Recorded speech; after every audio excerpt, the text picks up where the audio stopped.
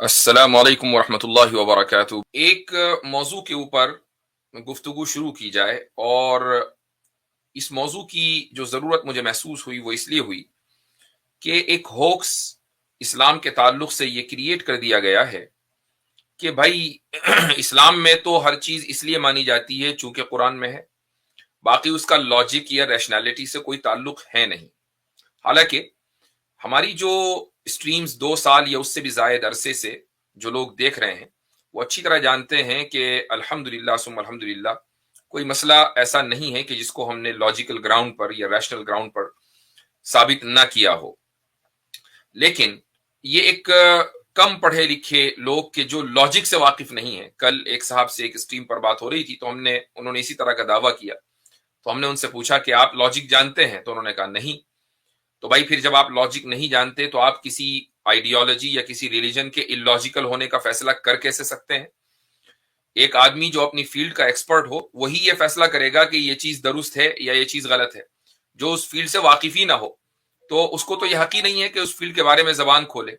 लेकिन लॉजिक को कुछ ऐसा समझ लिया कि ये कोई यतीम है कि इसको जो चाहे उठा ले और जो चाहे उसको मार दे। ये ऐसा नहीं है, बल्कि ये जो लॉजिक है जो खुदा ने इंसान की अकल में अकल को सिखलाई है, वो दरअसल इंसानी तहजीब का एक मुश्तरका असासा है। It's a common asset.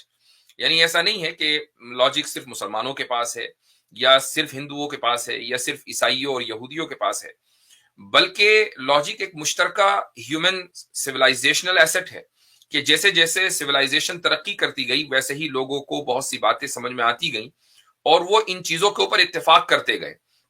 तो आज मैं इंशाअल्लाह एक ऐसा सिलसिला शुरू कर रहा हूं कि जो जरूरी नहीं है कि हर स्ट्रीम में हो, लेकिन वक्तन फवक्तन में उसको पेश करता रहूंगा। मैं आज आपको शुरू के 10-12 मिनट लॉजिक 101 की क्लास देना चाहूंगा। लॉजिक 101 101 जो है वो दरअसल उन सारे कोर्सेज का कोड वर्ड है जो यूएस में, आमतौर से कनाडा में, नॉर्थ अमेरिका में कॉलेज में बुनियादी तौर पर पढ़ाए जाते हैं। लॉजिक 101 यानी ये वो रूल हैं कि जो बुनियादी तौर पर इंसानों को मालूम होने चाहिए। ये कॉमन सेंसिकल रूल्स हैं, ऐसा नहीं है कि इसके पीछे कोई बहुत गहरी साइंस है लेकिन अगर आपको थोड़ी सी भी अकल है तो आप इन उसूलों को, इन रूल्स को, इन प्रिंसिपल्स को आसानी के साथ समझ भी सकते हैं। हाँ, अगर कोई आदमी पहले से न जानता हो तो ये शिकायत उससे नहीं की जाएगी कि आप क्यों नहीं जानते, कॉमन सेंसिकल चीज है। हाँ, लेकिन एक मर्तबा तवज्जो दिलाने के बाद भी अगर आप उसको समझने की कोशिश न करें तो फिर इसको हठधर्मी के अलावा कोई दूसरा नाम नहीं दिया जा सकता। तो रूल्स बहुत सारे हैं, मैं आज सिर्फ 2 रूल्स के ऊपर गुफ्तगू करूंगा। जो पहला जो रूल है वो है no evidence is not the evidence of absence. यानी अगर किसी चीज का एविडेंस आपके पास मौजूद नहीं है तो इसका मतलब ये नहीं है कि वो चीज मौजूद नहीं है। ये पहला जाब्ता है, पहला कायदा है, पहला उसूल है। 2 चीजें होती हैं। पहली चीज होती चीज के मौजूद होने का ना समझना और ना होने का यकीनी इल्म। ये 2 अलग अलग चीजें हैं और बहुत सी मर्तबा लोग इन दोनों चीजों के दरमियान डिफ्रेंशिएट नहीं कर पाते हैं। मैं इसको एक मिसाल से समझाऊंगा। मिसाल ये है कि मसलन आप उस जमाने में चले जाएं कि जब इंसानों ने ट्रेन को नहीं देखा था, बस को नहीं देखा था, गाड़ियों को नहीं देखा था। ट्रेन अभी अभी ईजाद हुई थी और उसने चलना शुरू किया था। उस दौर के किसी इंसान से आप जाकर ये कहें कि एक ऐसी चीज है जो अपने अपनी पीठ पर बहुत सारे, कई सौ बल्कि हजारों पैसेंजर्स को सवार करा के लेके चलती है और दौड़ती है। अभी आदमी के जिसने कभी ट्रेन को नहीं देखा, हाँ उसने बैलगाड़ी को देखा है, उसने घोड़ा गाड़ी को देखा है, तो उसके जहन में यही बात आएगी कि यकीनन इस ट्रेन को भी कोई ना कोई जानवर ही खींचता होगा। एक नहीं तो 200-300 जानवर तो आगे लगते ही होंगे और फिर वो लेकर चलते होंगे, तभी तो ये गाड़ी इतने सारे लोगों को लेकर चलती है। तो क्योंकि उसने उस ट्रेन को खुद से ऑब्जर्व नहीं किया और इस तरह की चीजें देखने की कभी आदत थी नहीं, तो अब اس سے آپ یہ نتیجہ نہیں نکال سکتے کہ جو وہ کہہ رہا ہے وہ صحیح کہہ رہا ہے کہ نہیں. ایسی کوئی چیز نہیں ہو سکتی کہ جس کو جانور کے علاوہ جو جانور کے کھینچے بغیر خود سے چل سکے, فیول سے چل سکے, ایسی چیز نہیں ہو سکتی. اگر وہ آدمی آپ سے یہ کہے تو آپ اس کو تسلیم نہیں کریں گے. آپ یہی کہیں گے کہ تمہارے پاس ایویڈنس نہیں ہے. اس کا مطلب یہ نہیں ہے کہ جو میں کہہ رہا ہوں وہ غلط ہے. ایک اور مثال لے لیجئے. ایک مثال یہ ہے کہ میں نے ابھی دوسری بات جو کہی کہ اگر آپ کے پاس اس بات کا یقینی علم ہے کہ کوئی چیز موجود نہیں ہے, ہاں تو اب اس یقینی علم کا آنر کیا جائے گا, اس کو اپریشیٹ کیا جائے گا, اس کا ریگارڈ کیا جائے گا. اس کی ایک مثال لے لیں. مثال یہ ہے کہ آپ نے مثلا ممبئی سے دہلی کا سفر شروع کیا, اور سفر کرنے کے بعد آپ نے جب اپنی منزل پر پہنچ گئے, آپ دہلی پہنچ گئے, تو آپ نے بہت لمبی ہاں کی. آپ نے کہا کہ یہ جو ٹرین ہے نا, یہ ایک ہی لمحے میں ممبئی سے دلی پہنچ جاتی ہے. تو جو ساتھ والا مسافر تھا جو آپ کے ساتھ آیا تھا, وہ کیا کہے گا کہ بھائی میاں کیوں جھوٹ بول رہے ہو, میں بھی ساتھ میں تھا, 12 گھنٹے لگے ہیں, 14 گھنٹے لگے ہیں, راجدھانی ایکسپریس بھی بڑی تیزی کے ساتھ چلے تب بھی اتنا ٹائم لیتی ہے, تو کیوں ہانک رہے ہو کہ ایک ہی لمحے میں ہم ادھر سے ادھر پہنچ گئے, جہاز میں نہیں پہنچ پاتے. تو اب یہ جو اس آدمی نے انکار کیا, تو ایویڈنس نہ ہونے کی وجہ سے انکار نہیں کیا, بلکہ ایویڈنس ہونے کی وجہ سے انکار کیا. اور وہ انکار یہ تھا کہ بھئی وہ ایویڈنس یہ تھا کہ میں نے خود تجربہ کیا ہے, میں نے خود آبزرو کیا ہے, اس آبزرویشن کے نتیجے میں یہ کہہ رہا ہوں کہ ایسا پاسبل نہیں ہے, ایسا نہیں ہوا. تو یہ دو الگ الگ چیزیں ہیں. ایک یہ ہے کہ کسی چیز کے وجود کو نہ سمجھنا, اور ایک یہ ہے کہ آپ کے پاس یقینی اور ڈیفینیٹو نالج ہو کہ وہ چیز موجود نہیں ہے. یہ دو الگ الگ چیزیں ہیں, اور ان دونوں کے درمیان کنفیوژن ہو جاتا ہے. اب اس کی ایک مثال دیتا ہوں میں آپ کو. وہ مثال یہ ہے, دو مثالیں دے دیتا ہوں اسلام سے. مثلا ایک مسلمان کا اس بات کے اوپر ایمان ہونا ضروری ہے کہ پل صراط موجود ہے, کہ جس پر سے گزر کر جنت میں جایا جائے گا. جو لوگ گنہگار ہیں, یہ جو کافر ہیں, وہ کٹ کر نیچے گرتے رہیں گے.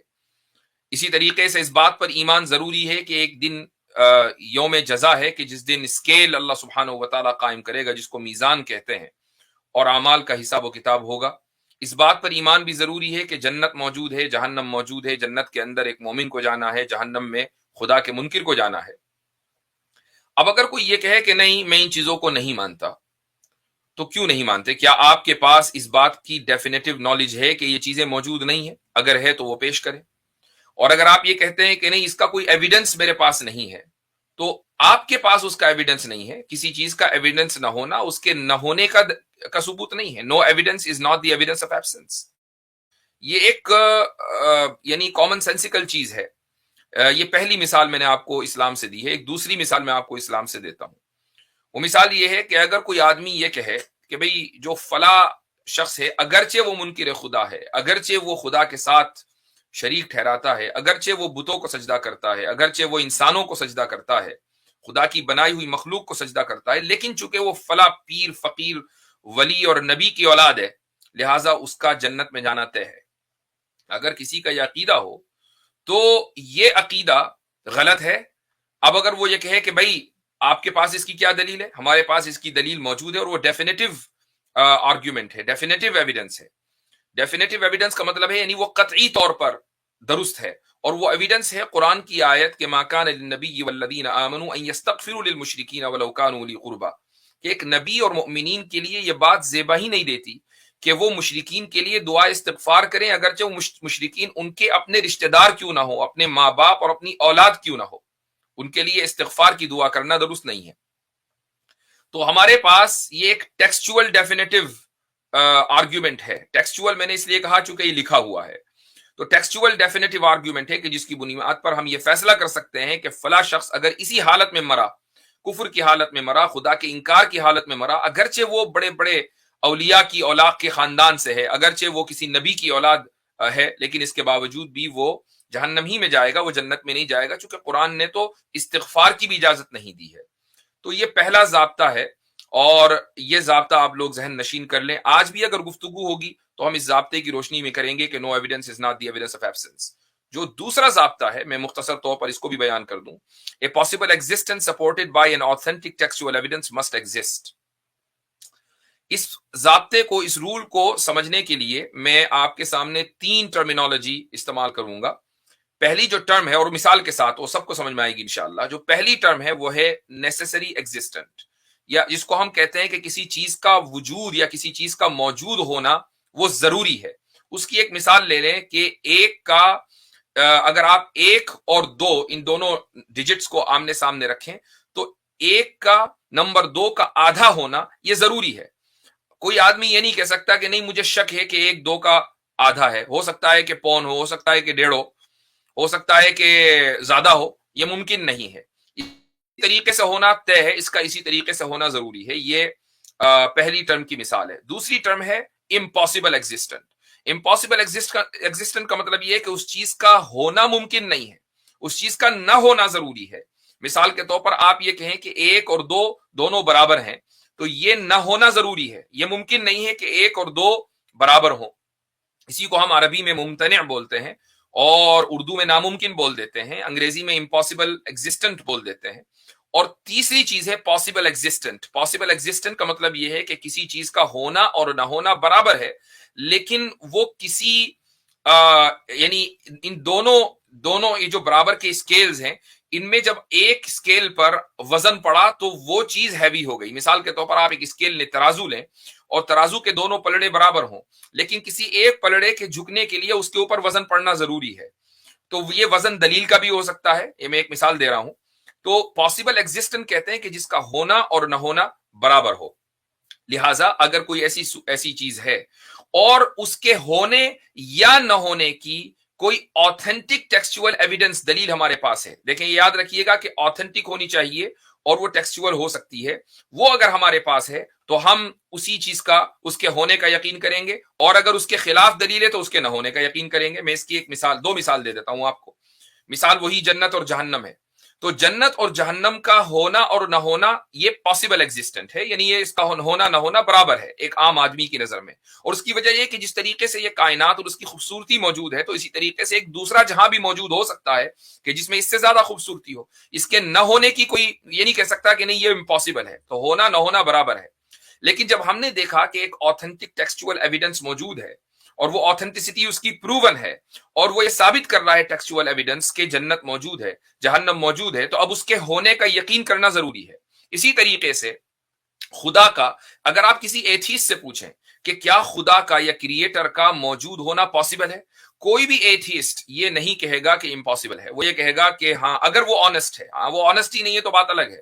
تو ایک کریٹر کا ایون ایک نزدیک اس کائنات کے بنانے والے کا ہونا ایک ایتھیسٹ کے نزدیک بھی پاسبل ہے، جب پاسبلٹی ثابت ہے، امپاسبل نہیں ہے۔ تو جب پاسبلٹی ثابت ہے تو اب ہم یہ دیکھیں گے کہ جو آتھینٹک ٹیکسچول ایویڈنس ہے، اگر اس کی آتھینٹسٹی پروون ہے، اس کی آتھینٹسٹی اسٹیبلشڈ ہے، تو پھر اس سے ہمیں خدا کے موجود ہونے کا علم ہوتا ہے۔ تو خدا کا پھر موجود ہونا ضروری ہے ایک ملحد اور ایک ایتھیسٹ کے نزدیک۔ ہمارے نزدیک بغیر ٹیکسٹول ایویڈنس کے بھی خدا کا ہونا ضروری ہے۔ یہ بالکل ایسا ہی ہے کہ جیسے ایک کا دو کا آدھا ہونا ضروری ہے، اس کے علاوہ نہیں ہو سکتا، ایسے ہی اس کائنات کے بنانے والے اور اس کے چلانے والے کا ہونا بھی ضروری ہے، اگرچہ ہمارے پاس کوئی آتھینٹک ٹیکسچول ایویڈنس نہ ہوتا۔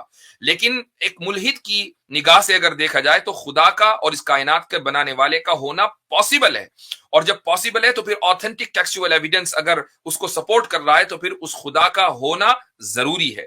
یہ دو آپ کے سامنے جو ہے وہ قاعدے اور ضابطے میں نے رکھ دیے مثالوں کے ساتھ، اور مجھے امید ہے کہ یہ چیز آپ کو سمجھ میں آ گئی ہوگی۔ انشاءاللہ آگے جیسے ہم چلیں گے تو اس کے علاوہ اور بھی جو رولز ہیں میں پیش کرتا رہوں گا، اور میں آپ کو اس کا ریفرنس بھی بتا دوں تاکہ سب کے سامنے اگر آپ اس کو مزید مطالعہ کرنا چاہیں۔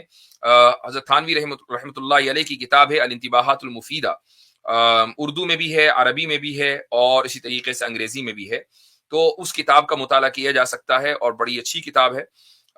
اور اس میں یہ جو اگر کوئی یہ کہہ رہا ہے کہ نہیں مجھے حضرت تھانوی کو نہیں پڑھنا، مجھے تو کسی اور کو پڑھنا ہے، تو کسی اور کو پڑھ لیجئے، وہاں پر بھی آپ کو یہی قاعدے ملیں گے، وہاں پر بھی آپ کو یہی اصول ملیں گے، چونکہ میں نے یہ بتایا تھا کہ یہ ایک کامن سویلائزیشنل ایسٹ ہے، یہ کسی خاص عالم دین کی ایجاد کردہ لاجک نہیں ہے، بلکہ ساری دنیا اس کے اوپر متفق ہے، اور آپ اگر اس کے اوپر متفق نہیں ہے تو یہ آپ کی جہالت اور آپ کی حد دھرمی تو ہو سکتی ہے، لیکن آپ یہ نہیں کہہ سکتے کہ نہیں میرے پاس اس کا توڑ موجود ہے۔ توڑ موجود ہے تو پھر آج ہم بیٹھے ہوئے ہیں اس آپ پیش کریں تو انشاءاللہ ہم بھی سنیں گے. ہو سکتا ہے کہ ہماری نالج میں اضافہ ہو جائے, ہو سکتا ہے کہ آپ کو زیادہ لاجک آتی ہو.